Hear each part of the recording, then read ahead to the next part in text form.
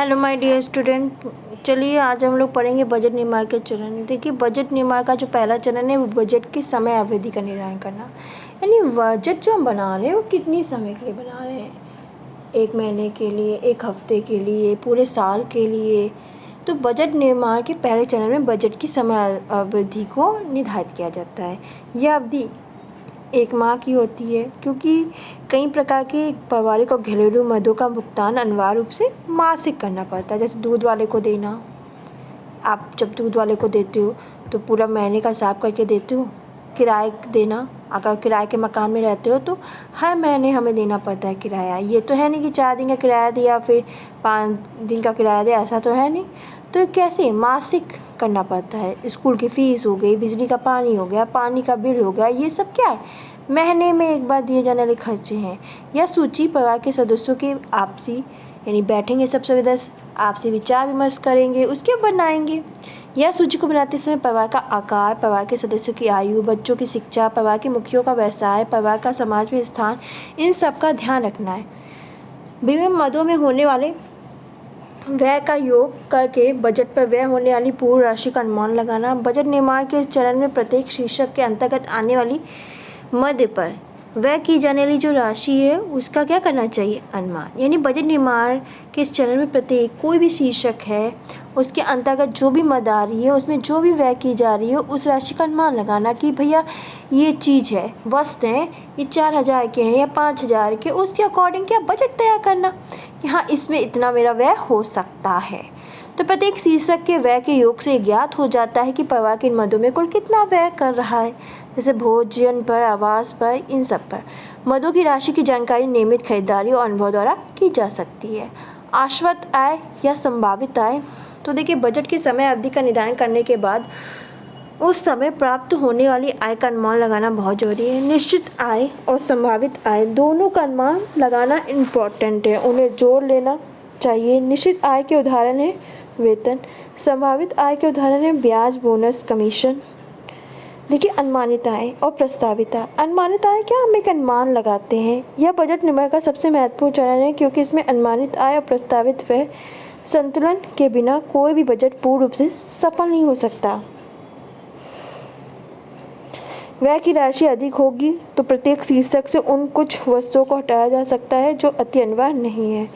Budget में 2 विधियों द्वारा संतुलन प्राप्त किया जा सकता है, एक उपलब्ध आय में वृद्धि करके और व्यय में कटौती करके। जो उपलब्ध आय है उसमें हम वृद्धि कर ले, जैसे ट्यूशन पढ़ा ले, ऐसे करके हम क्या कर सकते हैं, वृद्धि कर सकते हैं। व्यय में कटौती, जैसे महंगे ब्रांडों का प्रयोग ना करें, महंगी वस्तु के अपेक्षा सस्ती और उचित गुणवत्ता वाली वस्तु खरीदना। वस्तुओं की थोक में खरीदारी करने में लागत मूल्य कम हो लगती है। घर में प्रयोग होने वाले उपकरण, फर्नीचर आदि पर बजट के अनुसार व्यय करना चाहिए। घर में कार्य करने के लिए नौकरों पर निर्भर न रहते हुए घर के कार्य स्वयं करके गृह प्रबंधक बचत कर सकता है। बजट का परीक्षण करना। बजट का परीक्षण करना उसकी सफलता के लिए इम्पोर्टेंट है। इस चरण से यह सुनिश्चित किया जा सकता है कि बजट को प्रभावी ढंग से किस प्रकार लागू किया जाए। बजट का परीक्षण हम देख सकते हैं, बजट द्वारा परिवार के प्रत्येक सदस्य की आवश्यकताओं की पूर्ति होनी चाहिए। असमागिक आवश्यकताओं जैसे घर में शादी, मकान खरीदना आदि के लिए बचत होनी चाहिए। बजट व्यवहारिक होना चाहिए। पारिवारिक बजट का लक्ष्य दीर्घकालीन लक्ष्यों को प्राप्त करना होना चाहिए।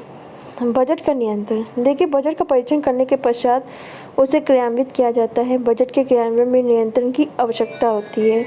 इस चरण में यह सुनिश्चित किया जाता है कि वास्तविक रूप में व्यय बजट की रूपरेखा के अनुसार किया जा रहा है कि नहीं। व्यय करने से पूर्व भी क्या करते हैं, बजट की रूपरेखा को ध्यान में रखना चाहिए कि व्यय अधिक तो नहीं हो रहा। समायोजन। आय व्यय का गलत अनुमान लगने, असमागिक घटना, परिवार की आवश्यकताओं और रुचियों में परिवर्तन होने के कारण बजट में समायोजन करना बहुत आवश्यक हो जाता है। समायोजन की क्रिया उस समय आवश्यक हो जाती है जब व्यय पर नियंत्रण नहीं होता, और बजट में समायोजन की परिस्थिति में अतिरिक्त राशि को क्या किया जाता है, विनियोजित किया जाता है। व्यय का मूल्यांकन। देखिए, पारिवारिक बजट का मुख्य उद्देश्य परिवार के लक्ष्यों की प्राप्ति के साथ साथ परिवार के सुख संतोष में भी वृद्धि करना। यानी जो पारिवारिक बजट है उसका जो मुख्य उद्देश्य होता है, परिवार के जो लक्ष्य है उनकी प्राप्ति के साथ साथ फैमिली है उसकी जो सुख है, संतोष है, सुख है, उसमें वृद्धि करना, उसमें बढ़ोतरी करना। मूल्यांकन के चरण में यह ज्ञात होता है कि प्रस्तावित बजट के द्वारा वांछित संतोष प्राप्त हुआ है कि नहीं। यानी मूल्यांकन के चरण हम देख रहे हैं क्या इसकी मेरिट है, क्या डिमेरिट है। इससे हमें क्या ज्ञात होता है कि जो प्रस्तावित बजट द्वारा वांछित संतोष प्राप्त हुआ है कि नहीं। यानी जो प्रस्तावित बजट है उससे हमें संतोष प्राप्त हुआ है कि नहीं, परिवार के समस्त सदस्यों की आवश्यकताएं पूरी हुई है कि नहीं। मूल्यांकन से यह भी निश्चित करना चाहिए कि लक्ष्यों की प्राप्ति संतोषजनक है कि नहीं। एंजल का उपभोग का नियम देखिए इम्पोर्टेंट है। 1857 में जर्मन अर्थशास्त्री ऑगस्ट एंजल ने एक आर्थिक सिद्धांत की स्थापना की थी। याद रखिएगा कौन से सिद्धांत की स्थापना की थी, इम्पोर्टेंट है, आर्थिक सिद्धांत की, जिसे एंजल के उपभोग के नियम से जाना जाता है। इन्होंने जर्मनी में रहने वाले परिवारों के पारिवारिक बजट का अध्ययन किया और क्या किया, विश्लेषण। यानी इन्होंने जर्मनी में रहने वाले जो भी फैमिली थी उनके जो फैमिली के बजट होते थे उनका अध्ययन किया, बहुत सोचा समझा, विश्लेषण बनाया, देखा मेरिट क्या है, डिमेरिट क्या है, क्या इनको लाभ मिल रहा है, क्या इनका लॉस हो रहा है। इसका बहुत अंदर तक, अंदरूनी तक इन्होंने विश्लेषण किया। यानी 1857 में जर्मन अर्थशास्त्री ऑगस्ट एंजल ने एक आर्थिक सिद्धांत की स्थापना की जिसे एंजल के उपभोग के नियम से जाना जाता है। और उन्होंने जर्मनी में रहने वाले परिवार को पारिवारिक बजट का अध्ययन और विश्लेषण किया, उन पर नवीन अनुसंधान किए। उन्होंने विभिन्न परिवारों को 3 वर्गों यानी निम्न, मध्यम, धनिक वर्ग में विभाजित किया। परिवार में व्यय होने वाली वस्तुओं जैसे वस्त्र, मकान, ईंधन, शिक्षा, स्वास्थ्य आदि के बजट के अध्ययन के उपरांत एंजल ने कुछ निष्कर्ष निकाले जिन्हें हम एंजल के उपभोग के नियमों के नाम से जानते हैं। एंजल के जो उपभोग के नियम से हम इसे जानते हैं। और ये नियम क्या थे, देखिए पहला है कि जब पारिवारिक आय में वृद्धि होती है तो भोजन में प्रतिशत क्या होता है, वो कम हो जाता है। आय क्या होता है, कम होने पर बढ़ता जाता है। आय में उतार चढ़ाव होने पर वस्तुओं पर जो प्रतिशत वह है लगभग समान रहता है। यानी आय में अगर उतार चढ़ाव हो रहा है तब भी जो वस्त्र हैं उन पर होने वाला प्रतिशत लगभग समान रहता है। आय जितनी भी हो, प्रकाश, ईंधन, मकान में प्रतिशत वह समान रहेगा। आय में वृद्धि होने पर शिक्षा, स्वास्थ्य, विलासिता वस्तुओं पर प्रतिशत वह बढ़ता है। आय कम होने पर प्रतिशत वह कम हो जाता है। यह स्पष्ट होता है कि आय बढ़ने पर मूल आवश्यकताओं पे व्यय का प्रतिशत है जो बढ़ता नहीं, बल्कि भोजन पर व्यय की प्रतिशत की मात्रा कम होने लगती है। परंतु विलासितापूर्ण आवश्यकताओं पर व्यय का प्रतिशत आय बढ़ने के साथ क्या होता है, बढ़ता जाता है, बढ़ता जाता है, बढ़ता जाता है।